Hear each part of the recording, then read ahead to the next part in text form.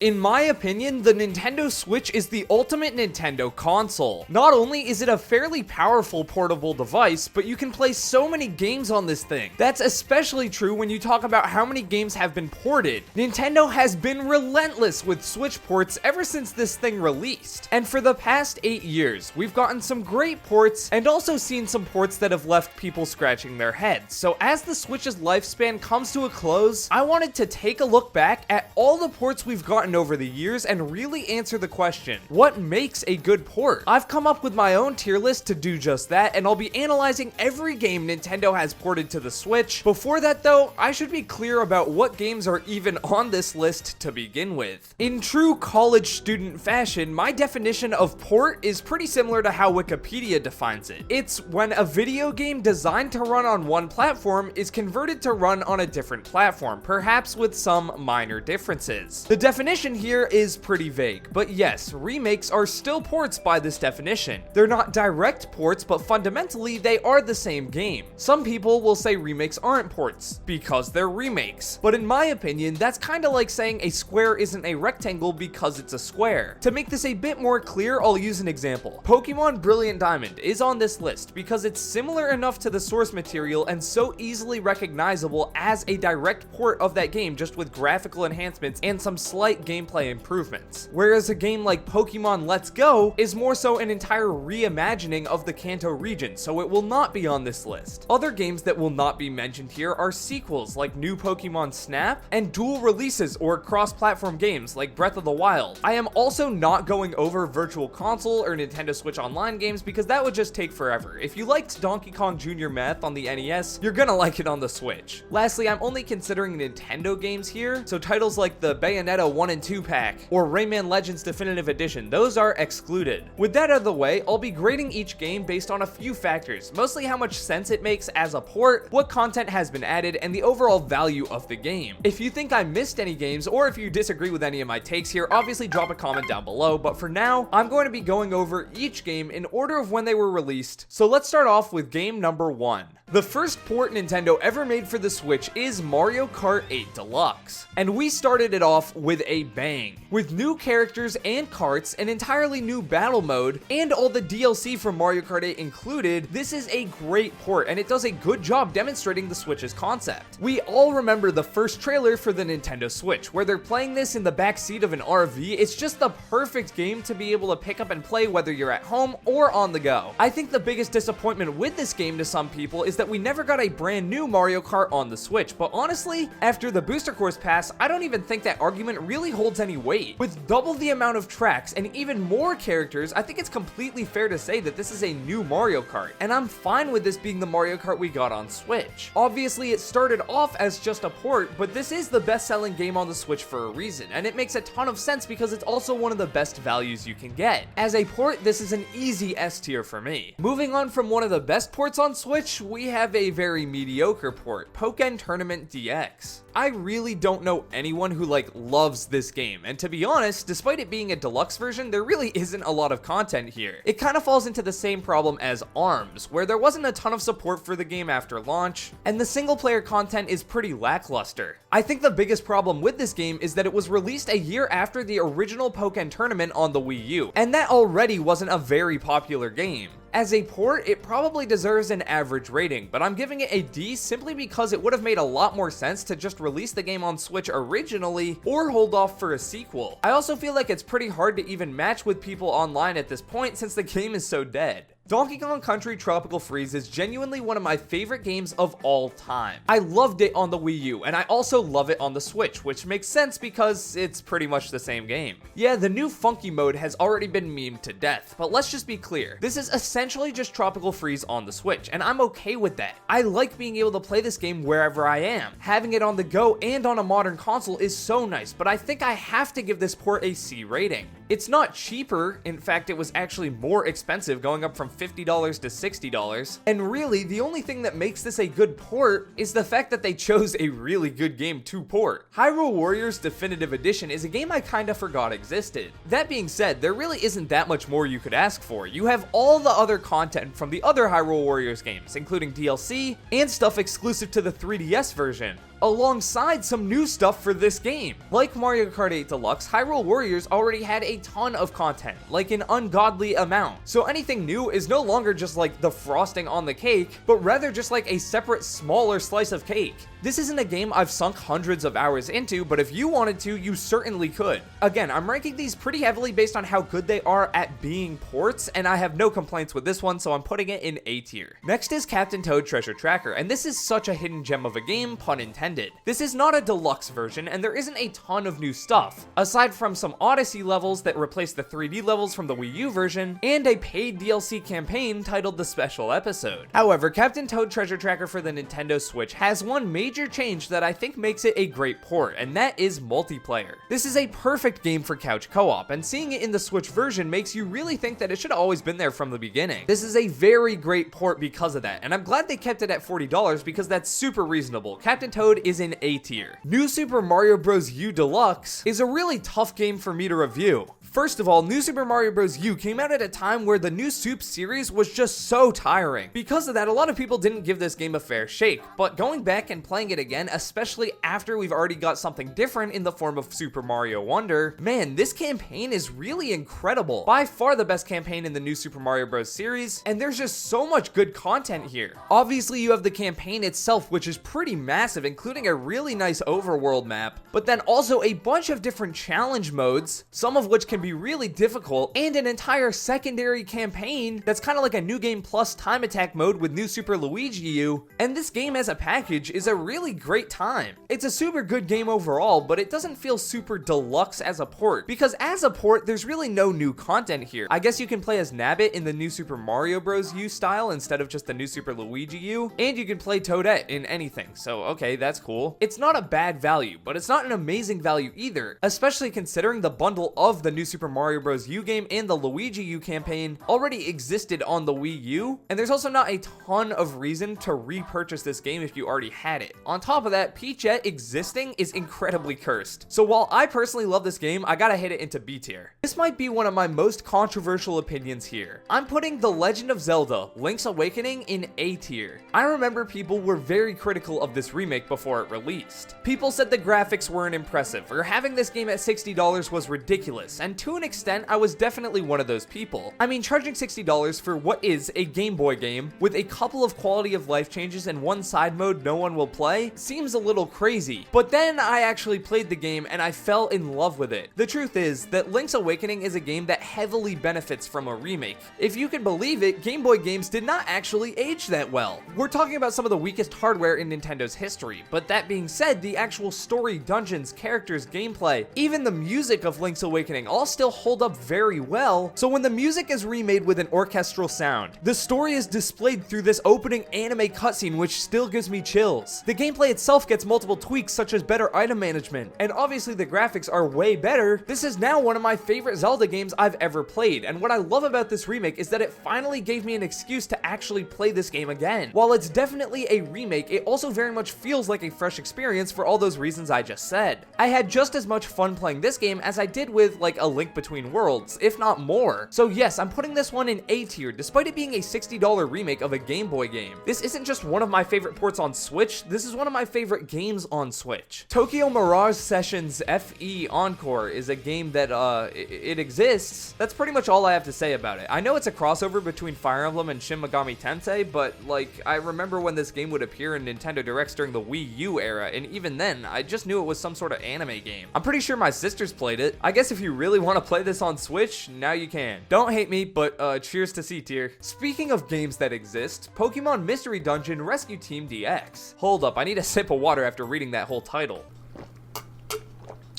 While this is a remake, aside from the art style, the game mostly contains just quality of life changes. To be honest, the original Pokemon Mystery Dungeon games were always pretty linear, and so I never really thought of this series as something that needed a remake. The idea of being able to play as a Pokemon and meet other Pokemon is still cool, but I think it would have been neat to perhaps see a new format in maybe full 3D. What we got is a remake though, and when it comes to remakes, this one isn't bad, and I'm putting it in B tier. However, I do feel like this game is in a weird spot where it appeals heavily to fans of the original Pokemon Mystery Dungeon games, but at the same time, there just is not the new content, or, well, really anything, to justify buying the deluxe version if you've already played the originals, so yeah, B tier it is. I remember when Xenoblade Chronicles Definitive Edition was announced for the Nintendo Switch at the end of a Nintendo Direct, and everyone just kind of immediately understood why this game existed. Xenoblade has a ton of lore and story content, so of course you would want every Xenoblade game to be playable on a modern Nintendo console. I also think calling this the Definitive Edition is extremely fair. You have new graphics, new music, and even new storylines. There really isn't much more you could ask for from this game. This is definitely the best way to play Xenoblade Chronicles. So while it's a full-priced game, having this game at $60 isn't outlandish by any means. This one's definitely getting an A tier. This is easily one of the most controversial games here, Super Mario 3D All-Stars. Look, for 60 bucks, you get to play 3 of the greatest 3D Mario games in HD. That's not bad at all. My main problem with this game is that it could have been so much more. I would have liked to see each game have a few changes that address their flaws, something more like a remake rather than just an HD upscale. Mario 64 still has the same janky camera, the aspect ratio is unchanged, and Sunshine still has some ridiculously unfair and cruel level design in some instances with no changes either, and the blue coins are still really dumb. Seriously, 100%ing this game is a nightmare, and the game really needs some sort of blue coin tracker. There's one blue coin in the casino level that only appears in one specific spot in one specific episode. I literally used a guide to find all the blue coins anyway, and I still missed this one. Moving over to Galaxy, it looks great in HD, and they actually fixed the motion controls to make the game feel really smooth. There really aren't that many glaring flaws Galaxy has that can easily be fixed, but it would have been nice to get something new, like maybe a better multiplayer experience, or just the second campaign, Mario Galaxy 2, ported over as well. I mean, they had already adjusted Galaxy's controls, that obviously would have translated to Galaxy 2 as well. They're also just emulating the game, so it's like, alright, we'll just emulate the other one.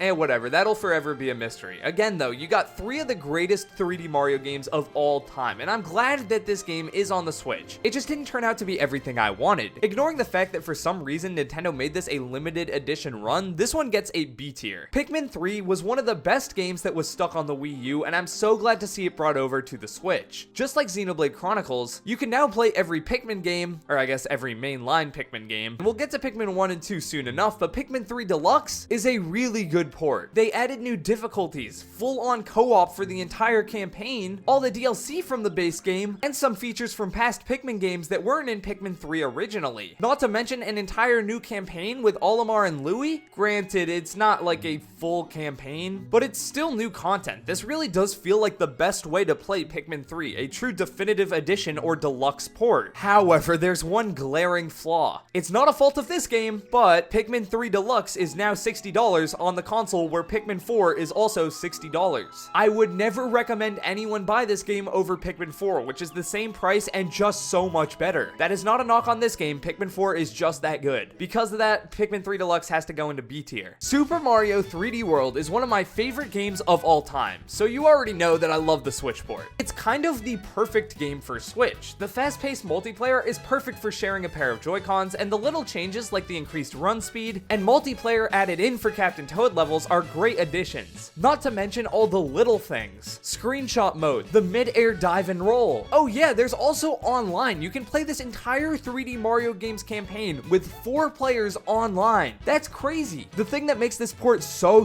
amazing though, is the fact that it comes with Bowser's Fury. People sleep on this game. Having a giant vast world functioning as one giant level is awesome. And while the game is short, I had fun the entire time I was playing it. By itself, Bowser's Fury would not make really any sense as a game, but bundled with an already way vastly improved version of 3D World, this is an unbelievable value for $60. I may be biased, but I genuinely think this is one of the greatest ports on the Switch, so I'm putting this one in S tier. When it comes to bizarre Switch ports, Miitopia is definitely up there. It's an RPG with Miis, and I feel like this made so much more sense on the 3DS and then just to stay on the 3DS. Miis were just way more relevant then, especially because of the 3DS's Street Pass feature. Ultimately, it's Miitopia on the Switch. Really, all I remember from this game is the new makeup feature, which people use to make some really funny characters. It is only $50 instead of the usual $60, and I guess if you really wanted to play Miitopia on Switch, now you can, but aside from that, it's just a weird port in my opinion. There are some other 3DS games I would have way rather seen ported over. Even some 3DS games featuring Miis I would have way rather seen ported over. So yeah, this one's just C tier.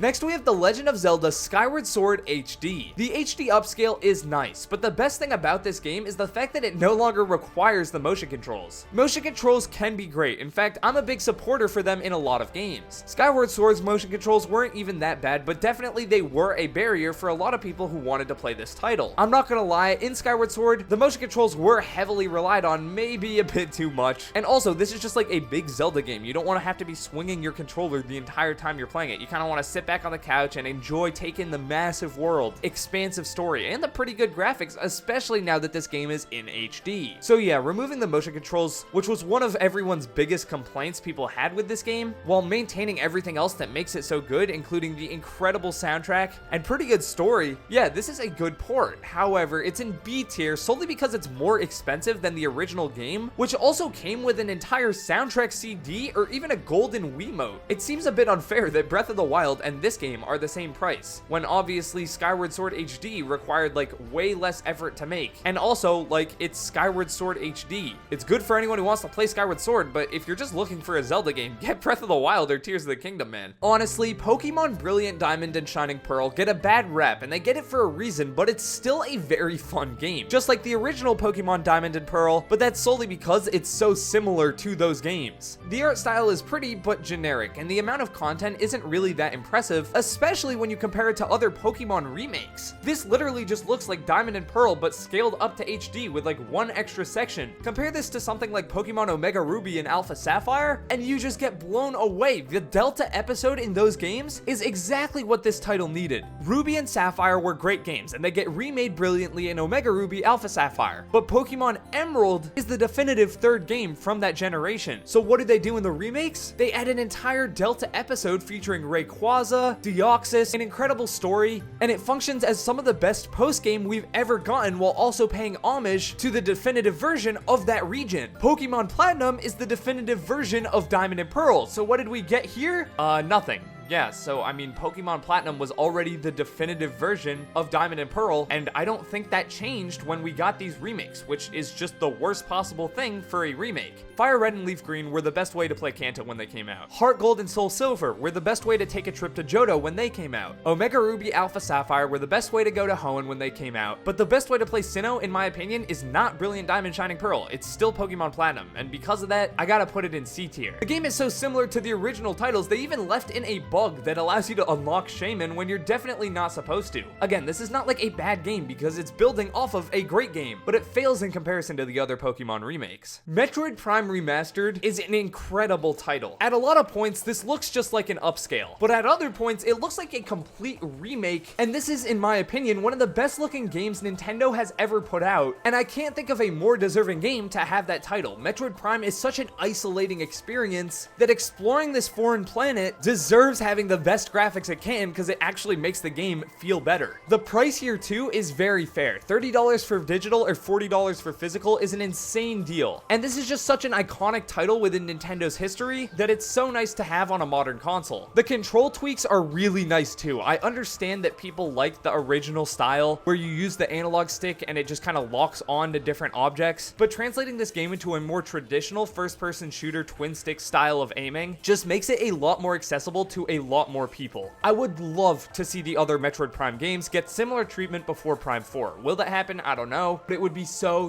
nice. Metroid Prime Remastered is going in A tier. Kirby's Return to Dreamland Deluxe is one of the best Kirby games of all time. With new modes, an entire epilogue, cool new abilities, and a completely revamped art style, I think it's completely fair to say this is a deluxe game. That being said, it's still $60 compared to the original $50 Wii game. Like, it's a good game, and you definitely get what you're paying for, but $60 is just a little steep in the value department for this package in my opinion, so we're gonna put it in B tier. Top of B tier, but B tier nonetheless. Advance Wars Reboot Camp is kind of in the same boat as Pokemon Mystery Dungeon DX. Most of the changes are quality of life, and honestly the gameplay is very similar. That's kind of to be expected with a tactical RPG, but ultimately I'm putting this one in A tier. In my opinion, the remake is not as revolutionary as something like Link's Awakening. However, you do get two games for the price of one, and that price is also only $50. Tactical RPGs are not my type of game, but if they're your type of game, I think this is a perfectly reasonable remake to pick up. Pikmin 1 and 2 gets the same rank as Metroid Prime because it's another GameCube game put on HD to the Switch. This one's just an HD upscale though, while visually Metroid Prime is like a complete remake at points. However, Pikmin 1 and 2 is, well, Pikmin 1 and 2. You get 2 games here.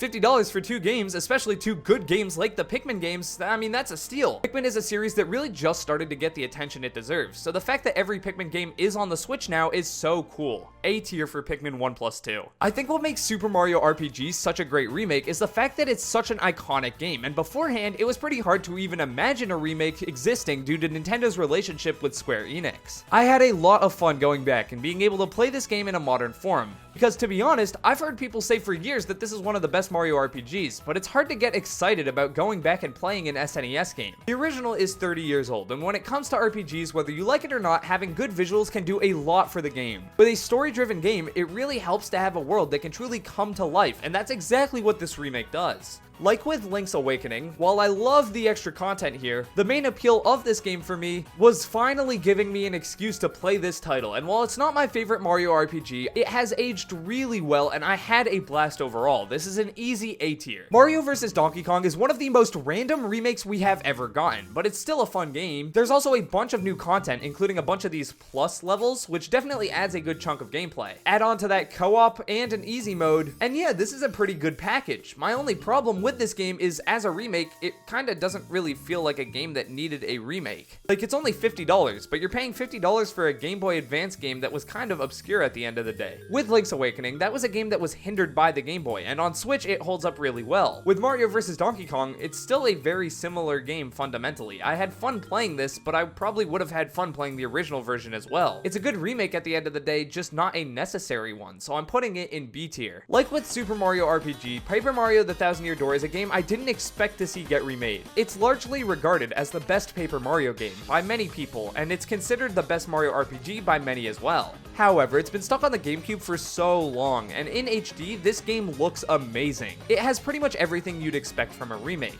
including some quality of life changes, way better graphics, and some small but appreciated additional collectibles for completionists. But overall, I just think it's kind of funny that Nintendo kept failing to make a Paper Mario game that captured the same audience as Thousand Year Door, so they finally just gave the fans what they wanted, that being Thousand Year Door. I personally never grew up with this game, despite knowing it's incredibly beloved, so finally being able to play it on Switch in HD was awesome. I have to put this one in A tier. Luigi's Mansion 2 HD gets an F tier. What the hell is this port? It's very bizarre that they chose Luigi's Mansion 2 over the original. It would have made way more sense to bundle this game with Luigi's Mansion 1. Now, I know what you're saying. They just chose Luigi's Mansion 2 because they could port it over from the 3DS and it was super easy. Well, Luigi's Mansion 1 got a remake on the 3DS, so how can you not just port the 2 3DS games over together in the same package and call it like the Luigi's Mansion Collection or something? As is, what is this? It's a $60 DS game that came out in 2013 and doesn't have like the 3DS elements of it, like having a screen on the bottom with the map or just, you know, the 3D gimmick. While it is in HD, it doesn't feel like much of an improvement being in HD at all. There are so many leftover animations that really only work on a screen like the 3DS. For instance, there are moments where you'll be talking to an NPC and they will just not move at all, which looks really weird on a larger screen in HD. In fact, I'd wager to say that the HD version of this game looks worse because they didn't bother to upgrade any of the textures or modeling enough, so it really does just feel like a 3DS game blown up to HD and put on a bigger screen where you can see all of its flaws a lot more clearly. Yeah, this game is F tier for sure. Next, we have Donkey Kong Country Returns HD. This game is technically not out yet, but I am going to be talking about it because, okay, we know what this game is. It's Donkey Kong Country Returns HD. This is a good game, but genuinely, who asked for this? It was already remade on the 3DS, and it's been 10 years since we got a new Donkey Kong Country game. On top of that, for an HD game, the graphics here aren't impressive at all. I've seen people arguing that the 3DS version of this game looks better, and some people saying that they even ported the 3DS version of this game to Switch and then messed it up, when the core gimmick of the port is that it's finally in HD. Having people say it looks worse than a 3DS game, that's a huge miss. On top of that, it's $60 for a game that was originally $50 with pretty much no new content and subpar graphics graphics, that's ridiculous, straight up. Again, as a game, it's fun, but as a port, this one is F tier. It honestly fails to even do the bare minimum. Xenoblade Chronicles X Definitive Edition is another one that is not out yet, but you know, I mean, it's Xenoblade Chronicles X Definitive Edition. Realistically here, it just offers some major quality of life changes and a little bit of extra story content, but like with some other games on this list, the main appeal is just having every Xenoblade game on Switch. It's a series that was not too popular when this game came out, so for a lot of people buying this game, it'll be their first time playing it, especially considering the first one was on the Wii U. However, that also works as a detriment to this port. The main reason it's in B tier and not A tier with Xenoblade Chronicles Definitive Edition is because this already was a Wii U game, meaning it was already an HD title. So there really isn't a ton of reason to repurchase it aside from just having it on Switch, whereas for Xenoblade Chronicles Definitive Edition, you wanted to get that game in HD. It looked a lot better. Here, I mean, they probably slight graphical enhancements, but nothing major. So yeah, B tier for Xenoblade Chronicles X Definitive Edition. So yeah, that wraps up every single Nintendo Switch port, and here's the tier list with all the games on it. As anticlimactic as it may seem, I think the best port we've ever gotten is still Mario Kart 8 Deluxe, which funnily enough was the very first one. This just kind of makes sense. I mean, it's literally the best-selling Switch game despite not really being a Switch game at all. And with the amount of content added, it's still in contention for my favorite game on the Switch. I'd also like to take a moment to say that having both Mario Kart 8 Deluxe and 3D World as the only games in S tier was entirely intentional, because not only are they great ports that add so much content and fix the very few issues that there were with their base games, but these games just fit on the Switch. If the Switch, well, couldn't switch and it was just like the Wii U 2 or the Wii 3, then these ports probably wouldn't be as good. But Mario Kart and 3D World both emphasize so heavily bite-sized multiplayer moments of fun. That is what the Switch excels at. You take the Switch out, you can take it portably, you can play with multiple people on the go wherever. These games just fit the Switch best, and that's why they're the two S tier games. Like, there are other great ports in A tier, but they just feel like great games you can happen to play on the Switch, where it feels like the Switch was almost made specifically for these two titles due to the gameplay that they provide. With that out of the way, thank you guys so much for watching, and if you enjoyed this video, click the button on screen right now to watch this video ranking all 96 tracks in Mario Kart 8 Deluxe. Yeah, that's right, it's the best port on Switch, and I ranked every single piece of content in that game. Every track, every cup, every wave of the Booster Course Pass, check it out.